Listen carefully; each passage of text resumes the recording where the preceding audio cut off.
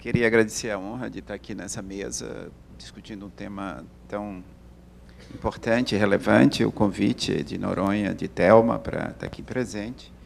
E agradecer também a fala de Cristiane, eu acho que vai ajudar muito em algumas questões que eu vou comentar e falar durante minha fala. Eu tenho uma apresentação. Hein? Aqui? Mas não... Ah, está na tela? Ah, tá bom. Tá. Vai servir a fala de Cristiane para alguns pontos. Eu só queria começar dizendo que, quando me mandaram o convite para participar da mesa, mandaram também um documento, né, que foi de Jarbas e Walter Ramalho, Jarbas Barbosa e Walter Ramalho, em que eles fazem algumas projeções das condições de saúde da população brasileira para 2030, né? E meu objetivo não é bem comentar o documento já existe, é parte da produção do projeto, né? Mas trazer algumas coisas paralelas que nos ajudam a entender, né, esse processo de mudança nas condições de saúde da população. Bem, falar em condições de saúde, depois Noronha, depois de mim, vai falar sobre um pouco a parte de serviços de saúde, né? E, claro, o serviço de saúde está ligado aos problemas de saúde que a população tem. Então, não é uma questão fácil, né? Porque o que nós temos hoje, né, para projetar as condições de saúde da população, a maioria das informações que nós temos são informações de mortalidade, né, como o que Jarbas e Walter usam no documento dele, para projetar os padrões de mortalidade. E os padrões de mortalidade não é igual aos problemas que vão demandar serviços de saúde no futuro, né? Temos algumas informações no campo das doenças infecciosas, que também ajudam a projetar, né? Então, é uma tarefa muito difícil, né? E não é isso que eu vou tentar fazer, né?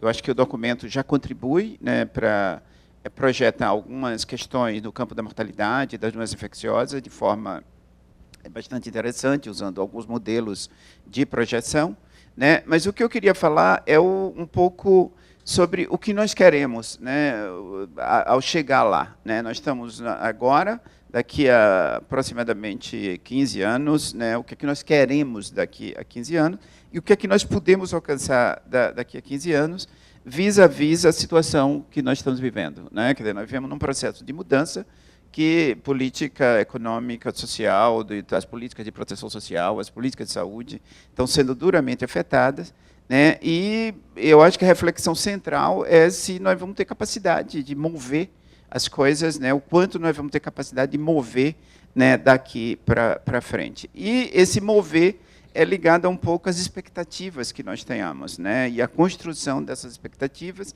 e ver como nós construímos essas expectativas. Bem, a minha ideia central é que os eventos, né, de saúde eles se modificam no tempo, né?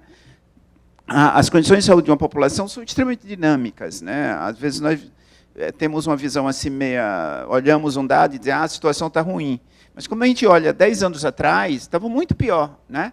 Então, mostrando uma dinâmica. Não quer dizer que nessa ideia de bom, de ruim, são construções que nós fazemos dos nossos desejos e nós queremos. Mas, na verdade, as condições de saúde elas se movem, né? Algumas vezes ficam estáveis no tempo, outras vezes, né, reduzem, melhoram, outras vezes pioram, sempre, né, consequência de forças que atuam na sociedade, né? Forças diversas e fatores diversos que estão atuando e dando essa direção, né? E essas forças elas são complexas, né? Nós não entendemos totalmente o que é que modificam essa situação, né? Mas que, sem dúvida nenhuma, elas são um efeito, né, de processos históricos e de contextos políticos, econômicos, culturais, sociais, ambientais, né, que nós estamos vivendo e que nós estamos inseridos, né? Mas, principalmente, aí é uma coisa que eu acho que casa com o debate Cristiane e meu interesse hoje, que é a capacidade das políticas de modificar isso, né? Porque, tradicionalmente, a epidemiologia tem refletido sobre os determinantes, chamados determinantes sociais, ambientais, da saúde, o que é muito importante, né? Mas tem um segundo elemento, que é como se modifica isso, que é central, quer dizer, com a capacidade real de políticas de modificar isso, né? Quer dizer, ou seja, nossos desejos de uma sociedade saudável, uma sociedade com melhor padrão de saúde, ela está em função do que nós conhecemos sobre os determinantes, mas da capacidade de articular políticas e ações que modifiquem essa tendência, né, e que essas tendências que eu mostrei aqui possam ser aceleradas ou desaceleradas, né? Quer dizer, essa aceleração e desaceleração é que vai dar a capacidade de você mudar num tempo ou num horizonte razoável, né? Quer dizer, isso pode ser muito mais lento, né, pode ser ou muito mais rápido, a depender de circunstâncias históricas diversas, né, que influenciam nisso. E aí, só para dar uma assim, otimista, né, você vê aqui é a curva, um dos indicadores de saúde, todo mundo aqui certamente conhece, é a expectativa de vida ao nascer, né?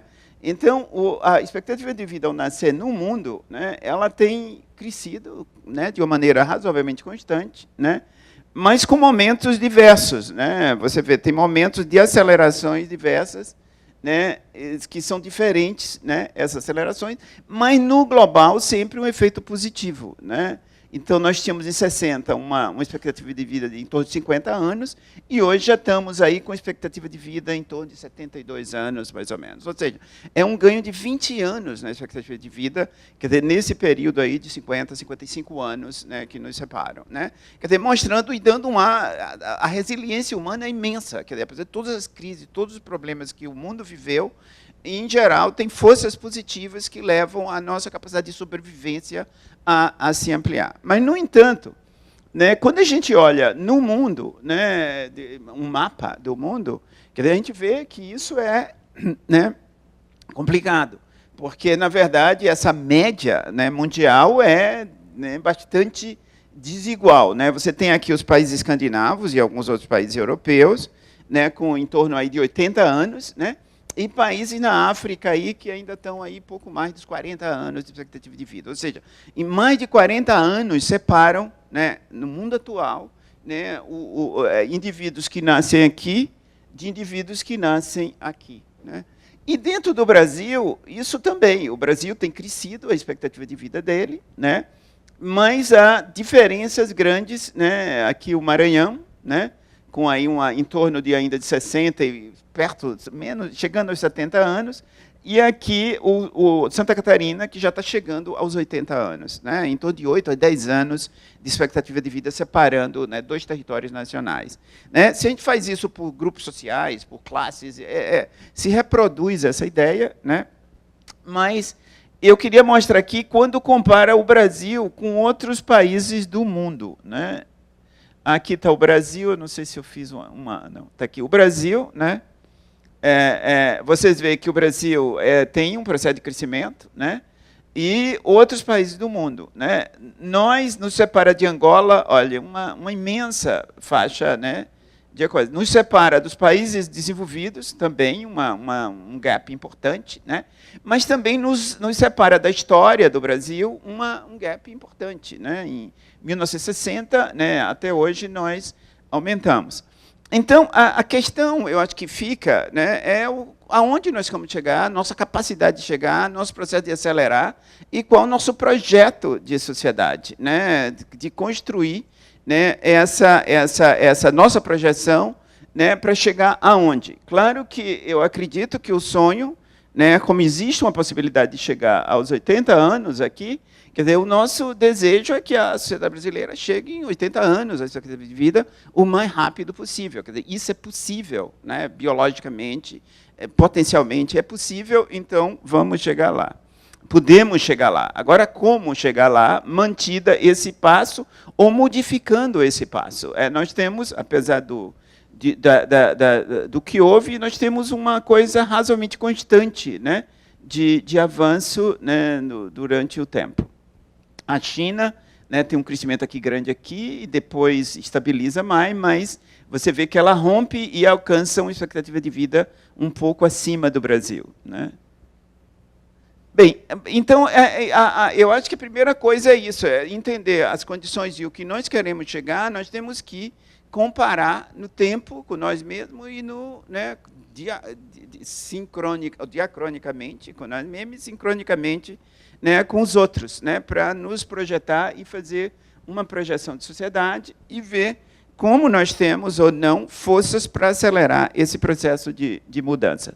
E uma coisa importante, eu coloquei isso aqui como uma curiosidade, é que saiu um estudo recente na revista Nature, né, que os indivíduos fazem um estudo sobre a mortalidade da população humana e mostra o seguinte: não se vive mais do que 115 anos, mais ou menos. É muito interessante esse estudo, criou um debate imenso entre o pessoal que estuda a ideia de que pode mudar a biologia humana para viver mais. Ele mostra o seguinte, muito simples, nós não conseguimos viver mais de uns 115 anos, mais ou menos. Não, pelo menos os dados recentes da humanidade mostram isso, né? Ou seja, o que nós temos que ganhar em termos de sobrevida é daquele todo usar o potencial que nós temos, né? Não há essa capacidade de mudar esse potencial. Nós temos um potencial inato, né, que esse potencial precisa ser explorado ao máximo, criando condições, né, de proteção desse potencial para que ele se expresse o máximo possível, né, ao longo da vida. Então, eu acho que é uma curiosidade interessante, né, e que dá força a essa ideia de que nós temos que trabalhar, né, ou entender como avançar nesse potencial ao máximo. Com a mortalidade infantil, que é outro indicador clássico, né, acontece algo semelhante, quer dizer, padrões semelhantes, a expectativa de vida quase o seu inverso, né, aqui em locais muito baixos, né, locais muito altos ainda, o Brasil aqui. Se a gente olha um pouco no tempo, né, a mesma coisa, né, Angola está aqui, ainda com mortalidade infantil acima de 100, né, o que o Brasil tinha, né, o que Angola tem hoje, o Brasil tinha lá na década de 70, mais ou menos. Quer dizer, nós estamos aí quase 50 anos, né, diacronicamente separado de Angola, né, em termos de mortalidade infantil, né. Já chegamos, né, tem o limite, essas curvas têm um problema analítico, que é o limite, e que chegar a zero, né, não é possível, né, pelo menos ninguém tem chegado a zero, mas chega a níveis muito baixos, né, você vê aqui no Reino Unido, né, com níveis aí 2, 3 de mortalidade infantil. Bem, aqui é um mapa da fome, né, o Brasil sai da fome, isso o Cristiano falou, as políticas sociais, né, dos últimos anos levam o Brasil a um efeito, a uma redução da fome e sua saída do mapa da fome da FAO, né? Isso é um avanço importante. Foi em 2014 que o Brasil é considerado, ficou branco, né? Então você vê, a gente acelerou esse processo, né? Se vocês veem aqui esses gráficos de pesquisas, né? Você vê na década de 70, né? 60% das crianças, os 20% mais pobres da população, eram desnutridos, né? E mesmo nas classes mais altas, tinha um nível de desnutrição, e isso vai, por inquéritos sucessivos, né, vai reduzindo, né, e principalmente esse grupo aqui, né, que é uma queda, vocês veem, imensa, né, o que leva essa coisa do Brasil chegar a um nível, não quer dizer que não tenha fome zero, mas é praticamente zero, e para fins do cálculo internacional que a FAO fez, o Brasil, né, se equipara, porque são níveis de nutrição abaixo de 5%. Bem, então, um debate que eu gostaria aqui é essa coisa de quem move, né, quem acelera esses processos de mudança. Se são as tecnologias médicas do sistema de saúde, né, ou as políticas, né, econômicas, sociais, ambientais, né, diversas, né, que Cristiane comentou sobre a situação no Brasil e que eu gostaria também de falar algumas coisas, né? Ou as tecnologias médicas. Esse é um debate antigo, né? Que evidentemente tem que ser atualizado, né? Mas é um debate antigo, né? Que alguns gráficos desse tipo mostram algumas reflexões interessantes, né, principalmente de um epidemiologista inglês que viveu na década de 70, o Thomas McKeown, né, ele analisando a situação de saúde na Inglaterra e principalmente na Europa, né, ele mostra que muitos dos acontecimentos e das transformações das condições de saúde aconteceram antes do que nós chamamos de sistema de saúde moderno, né? Então, porque hoje, repare, nós vivemos num mundo em que nós temos um sistema de saúde atuando, nós temos, né, as políticas, outras, né, E o que é que afeta o sistema de saúde? Como depurar isso não é metodologicamente simples, né? Ideologicamente complicado, porque tem os defensores, de um lado, do sistema de saúde, né, e os defensores dos determinantes sociais, de outro, intenção, mas que, empiricamente, é muito difícil desse debate ser esgotado. Então, uma das formas mais interessantes de mostrar isso é mostrar que, por exemplo, a tuberculose, a mortalidade da tuberculose, aqui desde o século XIX, né, ela vem caindo, né, quando a quimioterapia foi descoberta aqui. Então, toda essa queda aqui não se deve à quimioterapia, né? Você pode tranquilamente dizer que deve a outros fatores, mas não se deve à quimioterapia, né? Então, mostrando que há um imenso espaço, né, de desenvolvimento e de mudança da situação de saúde em relação a um dado tuberculose, né, antes do surgimento da quimioterapia. Agora, pergunta, a quimioterapia não é importante? Possivelmente é importante, né? E detalhes dessa curva mostra que a entrada da quimioterapia acelera o processo aqui, né? Então, esses países, aqui é da Inglaterra, continuou a se desenvolver e houve uma aceleração, né? Então, talvez nós estejamos vivendo num mundo em que nós tenhamos de pensar a interação e a soma desses dois elementos nos processos de aceleração e de mudança das condições de saúde. A mesma coisa para a mortalidade infantil. Você vê, a mortalidade infantil tem aqui algumas variações, período da guerra, por exemplo, né? Mas, de um modo geral, ela cai, né? Aqui é um gráfico de 1900, né?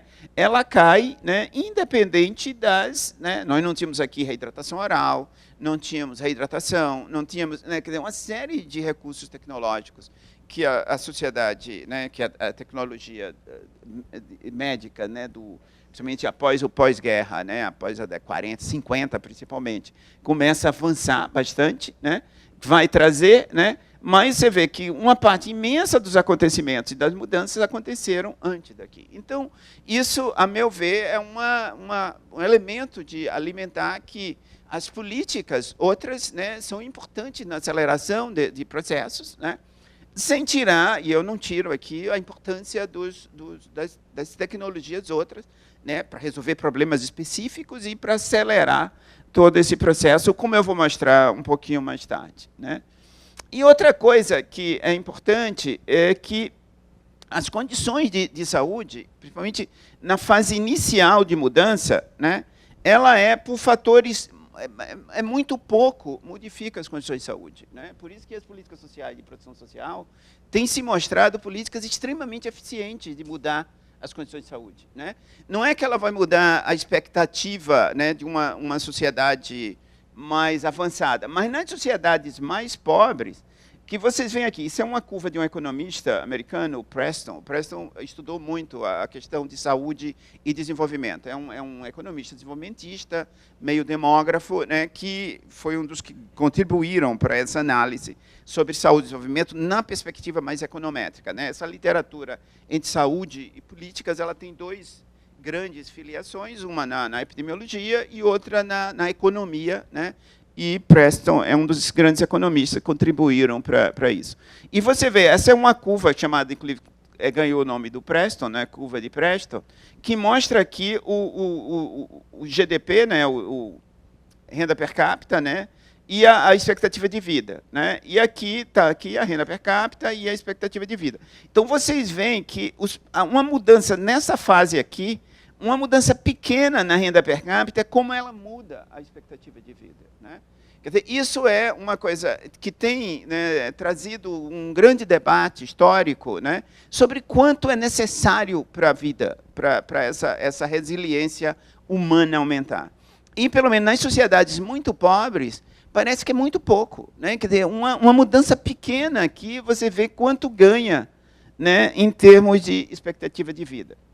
Essa curva tem algumas críticas, porque ela é uma curva, né, ela não é longitudinal, ela é transversal, né, ela é usando o nível dos países em um determinado momento, mas ela tem servido também como inspiração dessa ideia, né, do quanto essas mudanças, né, e que pequenas mudanças é importante, né? Então, isso é interessante, porque os estudos recentes, por exemplo, os programas de transferência de renda, né, que no Brasil Bolsa Família, mas em outras oportunidades no México e outros programas de transferência na África e tal, mostram que são normalmente programas que transferem uma quantidade mínima, né? Quando você olha do ponto de vista puramente econômico, né, mas tem mostrado imensos impactos nas condições de saúde, né? Na mortalidade infantil, na mortalidade de menores de 5 anos, no desenvolvimento cognitivo de crianças, né, na habilidade de aprendizado, quer dizer, uma série de capacidades com o mínimo de transferência que a sociedade faz, né? Então, isso eu acho que é uma coisa importante para a gente refletir, né? Quer dizer, ao pôr em risco, quer dizer, políticas sociais como essa, quer dizer, você põe em risco esse momento, né, mínimo de grupos da nossa sociedade, né? Quer dizer, esse é uma coisa para a gente refletir, porque está sendo posto em risco essa possibilidade, né, que já se apontava, e eu vou mostrar resultados aqui, né, de que isso ocorra, né, no sentido positivo. E o que é que significa, afinal? É acelerar esse processo de mudança, né? Não é que a mudança não vai ocorrer um dia. Agora, a gente quer acelerar esse processo de mudança ou não, né? Então, na medida que você corta coisas que têm capacidade de fazer isso, você está afetando, né? E isso, evidentemente, é complicado, né? E eu queria trazer aqui, né? Hoje nós vemos muito sobre a égide das doenças crônicas, quer dizer, essa discussão ela vai e volta na literatura. Isso aqui, em 2011, teve um grande encontro de chefes de estados, né, que se manifestaram sobre a ideia de combater as doenças crônicas, né, as doenças não transmissíveis, né, foi uma reunião muito importante, um summit, né, muito importante, e que, claro, que hoje vem inspirando toda a questão de doenças crônicas no mundo, né, esse summit e seus desdobramentos posteriores, os documentos que a OMS e os bancos mundiais da vida produziram, né, para traduzir isso. E a gente vê aqui que toda a ideia desse coisa é baseado apenas no uso, né, de alguns fatores, né, como fumo, dieta, sal, álcool, né? Então, esquece, né, todo um complexo de causas, né? Da pobreza, das desigualdades, que tem uma imensa literatura para isso, né? E Dilma assinou também, Dilma foi presente nisso, não vou dizer que ia mudar, mas o Brasil é um dos signatários desses encontros, e coloca tudo aqui. E as doenças crônicas, né, se resume que são importantes, sem dúvida nenhuma, em termos, né, as cardiovasculares, diabetes, câncer, doença respiratória, mas esquece, né, uma série outra de problemas, e eu vou destacar as doenças mentais, né, que é um dos problemas, e que são afetados, né, imensamente por esses momentos de crise e de transformações que nós vivemos. Então, vocês veem como é a questão, quer dizer, no campo da política internacional, né, e eu acho que, de alguma forma, o 3030, né, a agenda, o SDG, é afetado por isso, porque isso influencia as políticas internacionais, quer dizer, uma visão muito restritiva, né, do que causa saúde. Né, recentemente sai um estudo grande, né, mostrando exatamente isso. Quer dizer, que enquanto essas causas que eram colocadas de fumo, de atividade física, são importantes, sem dúvida nenhuma, a pobreza é tão ou mais importante do que tudo isso, né? Quer dizer, se você não resolve a questão da pobreza no mundo, né, você vai manter e vai ter uma incapacidade imensa dos outros fatores, né? Então, eu acho que o discurso hoje que está é um discurso de acelerar os processos, não é mais, eu acho que é uma tensão entre pobreza e se o sal faz mal, se o tal, quer dizer, esse antagonismo, né, eu acho que é uma ideia de que nós precisamos acelerar e usar o máximo de conhecimento para acelerar esse processo. E não há dúvida nenhuma que esses conhecimento está vindo dos determinantes sociais, da tradição de investigação de determinantes sociais e das novas tecnologias. Só que essas tecnologias têm um elemento nela, que é o elemento de equidade, né? Quer dizer, tecnologias voltadas para grupos específicos, elas não têm nenhuma capacidade de influenciar, se nós queremos modificar os grandes padrões de saúde. É lógico que você aumenta a possibilidade de uma pessoa viver. Isso é outra coisa, que é parte do sistema de saúde, eu não estou querendo tirar aqui, mas ela não modifica a capacidade de sobrevivência de uma sociedade, né? Quer dizer, essa ideia de equidade é que se introduz fortemente, né? Quer dizer, deixa de ser um discurso de esquerda e passa a ser um discurso mais generalizado, né? Hoje você vê falar em equidade muito mais do que tinha no passado, né, 20 anos atrás, equidade, você falar equity ou equidade era esquerdista, né? Hoje você pode falar equidade e em meios, né, de vez em quando até documentos de direita, né, a direita americana e tal, tem grupos que produzem documentos que falam em equidade sem nenhuma coisa e falam lá. Então mudou muito, né, essa ideia, e essa ideia é importante.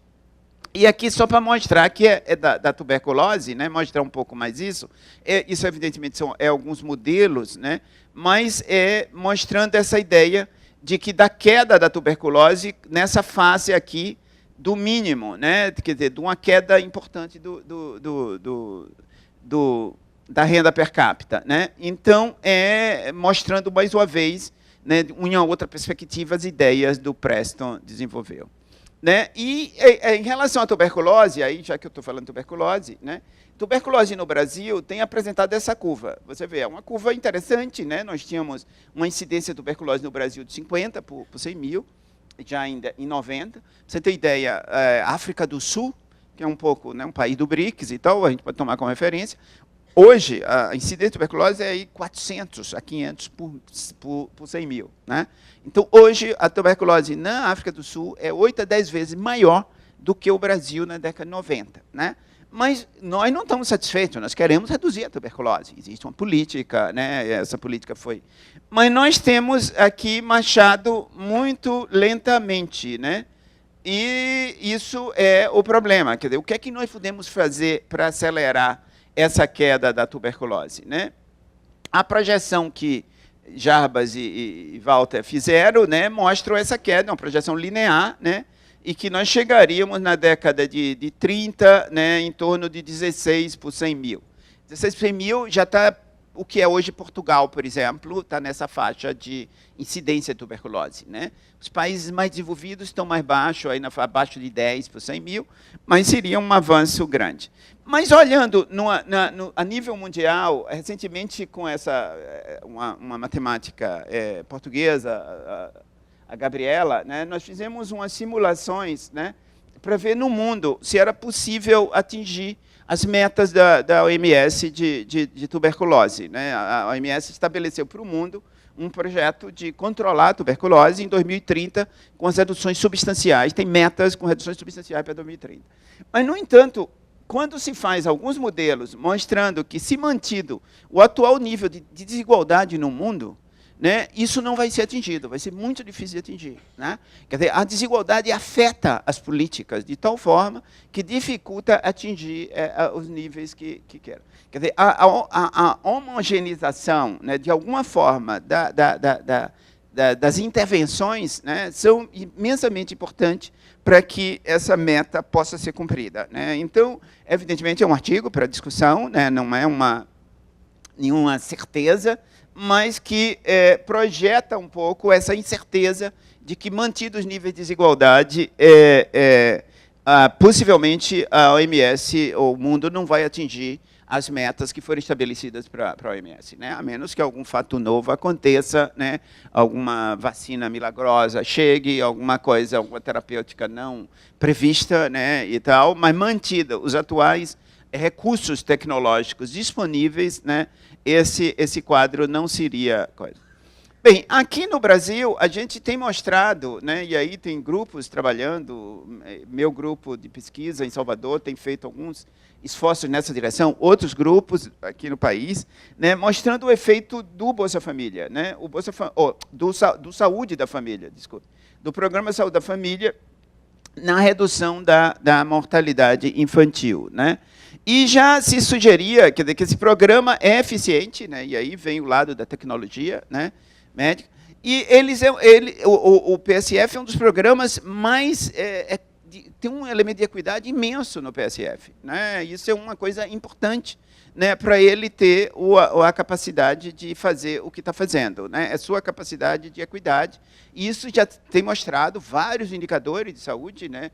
O acesso, né, não se tem dados de qualidade dessa assistência, né, e aí não tem elementos científicos para discutir a qualidade, mas, pelo menos, em termos de cobertura, né, ele tem sido extremamente equânime. Né? Hoje, no Brasil, por exemplo, é difícil uma mulher que não tenha né, possibilidade de fazer um pré-natal, né? Hoje é mínima, né, os nascimentos no Brasil que não foram antecedidos por algum pré-natal, né? Por mais baixa qualidade que esse pré-natal, ele possivelmente é capaz de discriminar algumas coisas, né, e dar algum suporte e ajudar nos processos posteriores. Quer dizer, então, mostra, em relação à mortalidade infantil, um efeito importante, né, nos locais onde tem o Bolsa Família consolidado, há reduções importantes da mortalidade infantil. Quer dizer, aquilo que eu estava falando, essa capacidade de aceleração que efetivamente se observa no Brasil. Quer dizer, o Brasil, nos últimos anos, quando você olha a mortalidade infantil, houve um processo de aceleração, né, que, evidentemente, deve ser consequência conjunta desse complexo de fatores que estão atuando e que permitiram a aceleração desses fatores. Mesmo sobre as doenças crônicas, né, você vê, isso é um artigo também do nosso grupo recente, né, que 2014, né, mostrando a redução e o efeito do Bolsa Família, do PSF, desculpe, sobre as doenças crônicas, sejam doenças cerebrovasculares, as doenças cardiovasculares, né, e ele há reduções importantes, né, nas áreas onde o PSF, o saúde da família, a estratégia de saúde da família é mais consolidada, né? Desculpe. Eu vou passar aqui e, evidentemente, o grau de consolidação, né, e o tempo de consolidação vai aumentando esse efeito, né? Ou seja, claro que as doenças crônicas você tem que ter ações de longo prazo, né? E onde locais que a saúde da família está mais consolidado há mais tempo, né? Esses 3 escalas aqui mostram consolidada nos últimos 4 anos, 6 anos e 8 anos, e vocês veem aqui, quer dizer, que a redução, né, na mortalidade é maior, né, à medida que o tempo de consolidação aumenta. Quer dizer, sugerindo um papel do PSF. E, mais recentemente, né, um grupo, né, um estudante inglês, né, que trabalhou um pouco ligado ao que nós fazíamos, né, na área dos efeitos do cuidado primário, do PSF, né, ele mostra uma coisa interessante, é que esse efeito, né, quando ele usa um estratificador social no Brasil, que é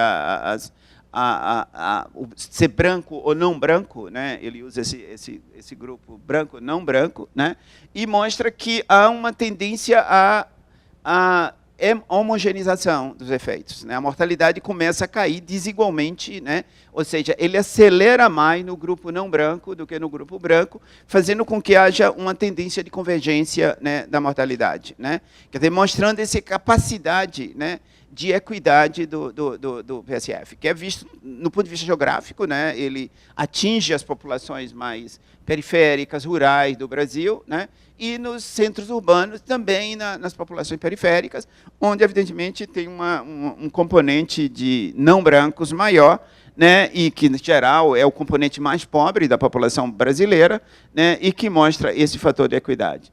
Né, um outro coisa interessante que se mostra é que a capacidade de gestão, né, municipal foi também um fator importante. Isso é um outro estudo, foi publicado também esse ano, e que mostra essa capacidade da gestão municipal, né? Então, é uma discussão que adiciona, né, coisa. Você tem que ter uma política social que tenha grande grau de equidade e que precisa ser eficientemente gerida, né? Então, esse estudo mostra que o efeito, né, é maior nos municípios, no tecido, né, de municípios que tinha uma capacidade de gestão maior. Eu não vou explicar aqui a metodologia, porque não é objetivo. Bem, uma outra coisa que a literatura brasileira tem mostrado, e a literatura internacional, é o efeito das políticas sociais na saúde, né? Eu trago aqui esse trabalho do nosso grupo, publicado há poucos anos atrás, que mostra esse efeito do Bolsa Família no Brasil, né, reduzindo, né, a mortalidade infantil, né, a mortalidade de menores de 5 anos. Aqui é a mortalidade de menores de 5 anos, e você vê nesse grupo aqui, que é aqueles que, né, o Bolsa Família já estava consolidado e com alta cobertura, há uma redução expressiva do risco de mortalidade em menores de 5 anos, né? E não só na mortalidade, como mortalidade por causas, né?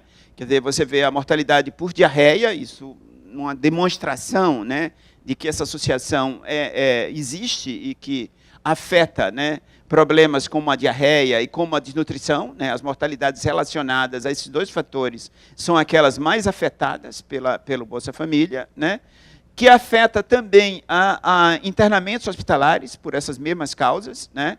Então, não é somente a mortalidade, mas também a utilização de serviços de saúde, né, é diminuída por essas causas. Isso, existem outros estudos, né, mostrando efeitos na hanseníase, na incidência de hanseníase, na tuberculose, nos suicídios, nos homicídios, né. São estudos, alguns já estão publicados, outros estão em processo de publicação, né, mostrando efeitos, né, um leque imenso de efeitos, né, de um programa social, né, do programa de proteção social, em diferentes aspectos da chance de sobrevivência, né? Quer dizer, homicídio hoje é uma das causas importantes de mortalidade no Brasil, né, e esse estudo que está submetido de uma pós-graduanda nossa, né, que mostra um efeito importante, o Bolsa Família mostra um efeito importante na redução do homicídio, né? E isso, repare, isso não é um achado só brasileiro, né? Isso está comprovado em literatura internacional, né, com estudos que fizeram, né, em países onde há programas, né, semelhantes, né, programas de transferência de renda similares, né? Claro, cada país adota um programa e tem especificidades, mas similares ao que está ao nosso programa Bolsa Família. Quer dizer, existe literatura hoje forte já, eu acho, no sentido de demonstrar, né, que esse programa de proteção social é capaz de reduzir uma série de problemas, né, no campo da saúde. E isso não só nos países pobres, mas tem um estudo recente, por exemplo, na Europa, que mostra que a queda da tuberculose na Europa foi mais ativa e mais rápida em países que tiveram programas mais fortes de proteção social, né? Então, não é uma coisa só da pobreza, da pobreza dos países pobres, mas também da pobreza dos países ricos, né? Ele muda e possivelmente acelera os processos nos países ricos, né? Bem, por fim, eu queria mostrar aqui os problemas de saúde que nos deparam, né, no futuro.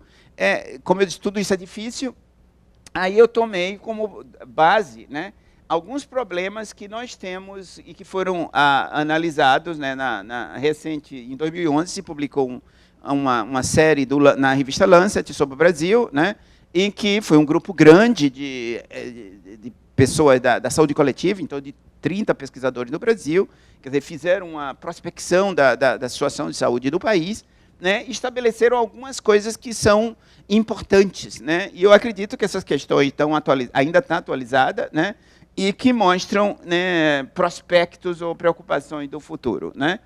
Então, na área da saúde materna e infantil, né, os abortos, né, que é um problema grande, né, continua sendo, né, a ilegalidade do aborto mantém isso, né, então a luta pela legalização do aborto, sem dúvida, traria uma modificação imensa nesse quadro, né. Então, acho que essa é parte da luta das mulheres, mas a luta pela saúde do Brasil, né, a transformação desse ato num ato legal, né, claro que controlado e supervisionado, né, com isso você teria condições de afetar isso e os efeitos disso. A mortalidade materna, que no Brasil continua sendo alta. Toda a questão do parto pré-termo, né, isso tem o uso excessivo de tecnologias médicas, aí é o efeito colateral das tecnologias, né? Não tem aumentado, há indicações disso, né? As ultrassonografias e esse sistema desregulado de prestação de serviço de saúde, né? Ele tem exagerado e tem criado a possibilidade de aumento dos partos pré-termos, né? E a medicalização excessiva do nascimento, né? Principalmente as cesarianas e outros métodos, né, que no Brasil é campeão disso, né? O Brasil, as taxas de cesariana nos grupos, nas classes mais altas no Brasil, chega a 100%, né, praticamente 100%, mas em todo o sistema de saúde ele é alto e continua crescendo. Quer dizer, apesar de todo o discurso e todas as políticas que o Ministério da Saúde tem feito para alimentar outras formas de parto, há forças tão fortes, né, atuando que a cesariana continua aumentando, né?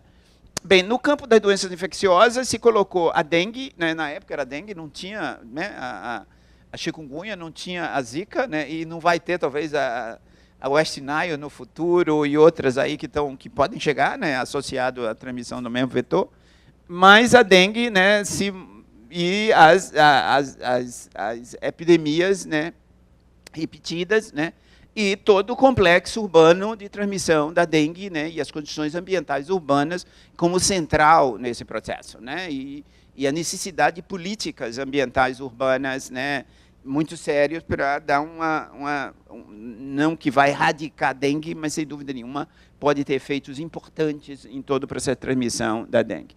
E outro que é uma questão não só também ambiental e também tecnológica, né, como a dengue, né, a leishmaniose, principalmente a forma visceral da leishmaniose, que é uma doença que está se expandindo no Brasil, né, e que hoje ainda as tecnologias de tratamento são extremamente velhas, né, e não há uma renovação dos tratamentos, são medicamentos extremamente tóxicos, né, e tal, e que é uma área que, sem dúvida nenhuma, se colocou como ênfase nos processos.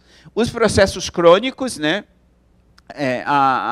a obesidade, né, que todos os dados do Vigitel mostram que nós estamos crescendo, né, apesar do Ministério, né, ter adotado, por exemplo, uma política de nutrição muito progressista, né, nós temos o nosso manual e as nossas recomendações dietéticas no Brasil são extremamente progressistas, né, extremamente anti-obesidade, né, mas as forças, né, forçando a obesidade, quer dizer, que estão...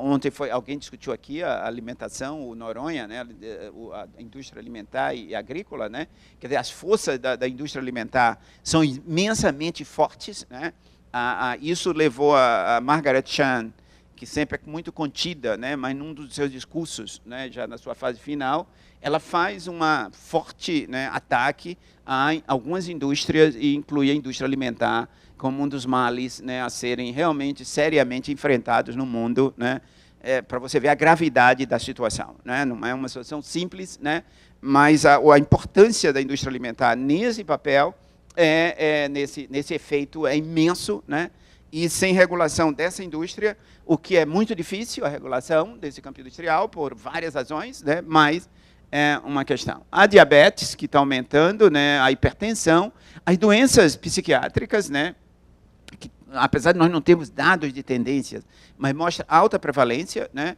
e não há dúvida de que os momentos de crise, né, existe uma vasta literatura internacional, né, desemprego, tensões, a instabilidade do trabalho, tudo isso afeta a doença mental, né, e leva a doença mental a níveis altos, né.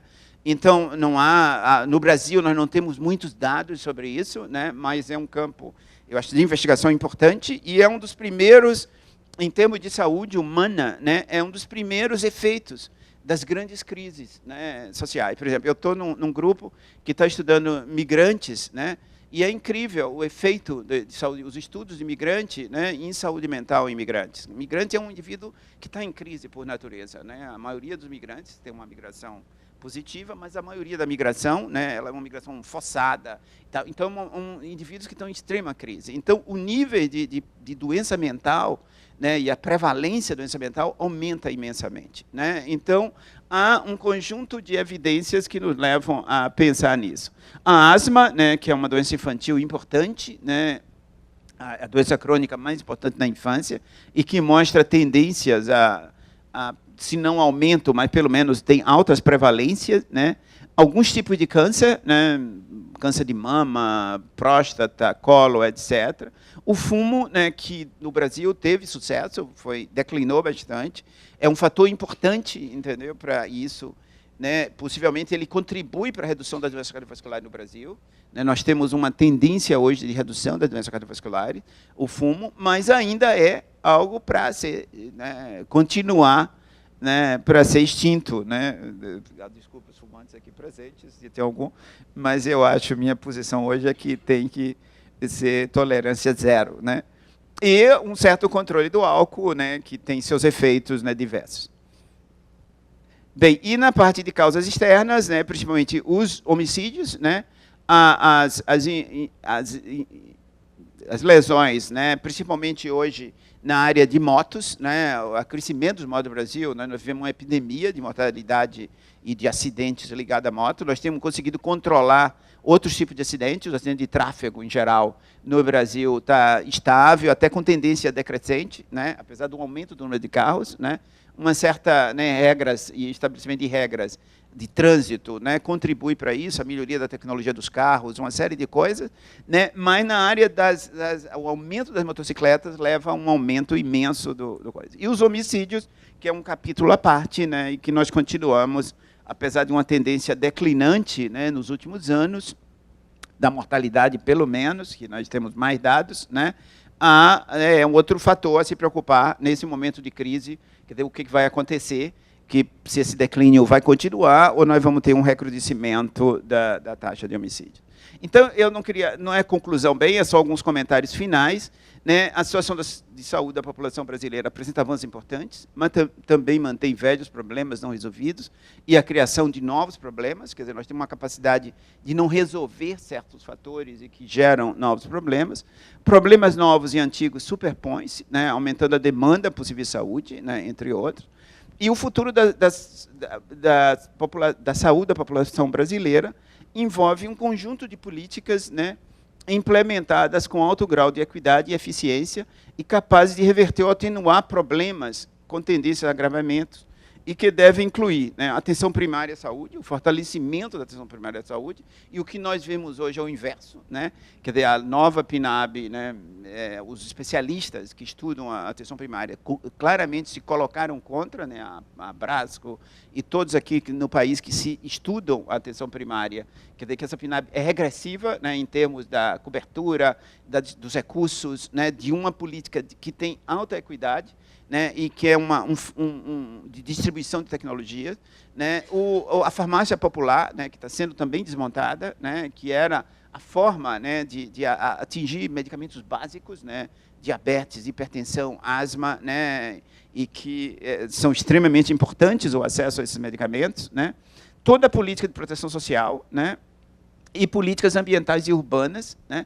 E eu adicionaria ações regulatórias, né? Quer dizer, ter agências regulatórias extremamente fortes e independentes, né, é essencial para a sociedade, né? Quando nós vemos hoje a Anvisa invadida por diretores, né, que não representam setores da sociedade, né, e representam interesses mais escusos e mais obscuros da sociedade, em vez dos interesses da grande e da sociedade como um todo, né? Isso é extremamente preocupante, porque num momento em que as medidas regulatórias precisam ser endurecidas e não enfraquecidas, né? Então, esse é meu comentário e eu agradeço o tempo de vocês.